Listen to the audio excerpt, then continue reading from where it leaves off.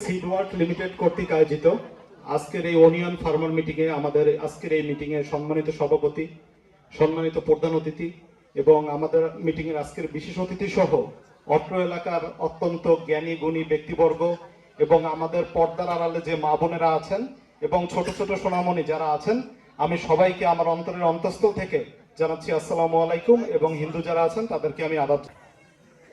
আজকে যদি আপনি 100 টাকায় খুশি থাকেন, আগামী 5 বছর পরে আপনি 500 টাকায় খুশি থাকবেন না।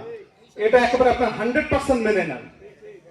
যার প্রেক্ষিতে আমরা সময়ের ধারাবাহিকতায় আমরা আমাদের জাতগুলোকে আরো উন্নত করছি এবং উন্নত ফলনের দিকে নিয়ে যাচ্ছি। আমাদের স্যার একটা আমাদেরকে কথা বলছেন আলোচনার প্রেক্ষিতে, উনি বেগম চাষ করছেন। এই বেগমের ফলন এই সম্পর্কে কি কোনো আইডিয়া আছে আপনাদের? বলছে 90, এক জায়গায় বলছে 100 থেকে আর একটু বেটার ভার্সন করে দেখা যাচ্ছে।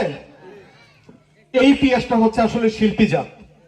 এই জাতটা আপনারা যদি চাষ করেন এখানে আপনারা ফলন আরো বেশি পাবেন এবং এই জাতটাও আপনারা সারা বছর মাচায় রাখতে পারবেন। আমাদের রানিওয়ান জাতটা যেরকম সারা বছর মাচায় রাখা যায়, ঠিক তেমনি বেগম জাতটাও আমাদের সারা বছর মাচায় থাকে।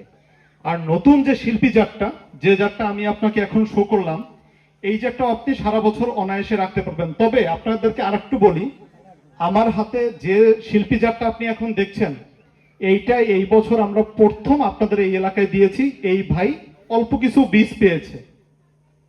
এই জাতের টোটাল কাজটা আমাদের এখনো কমপ্লিট হয় নাই। একটা জাতের ভিতরে আসলে অনেক কাজ থাকে। এর পরের বছর আপনারা যদি এই বীজটা পেয়ে থাকেন অল্প পরিমাণেও, তাহলে আপনারা যেটা পাবেন এটার থেকে বেটার ভার্সনটা আপনি পাবেন। এবং আমরা যে টেন্টেটিভ ধারণা করছি সেটা হচ্ছে আগামী 2 বছরে আমরা এটা টোটাল কাজটা কমপ্লিট করতে সক্ষম হব। তখন আপনারা যে জাতগুলো চাষ করেন সেই জাতের দেশের মেজর যে পয়েন্টগুলোতে আসলে পেঁয়াজ হয়, আমি চাষিদের সাথে অনেক কথা বলে দেখছি, তারা কখনোই একটা জাত চাষ করে না। তারা ম্যাক্সিমাম 2 থেকে 3টা ভালো জাত, তার যেটা অভিজ্ঞতা আছে সেই জাতগুলো চাষ করে।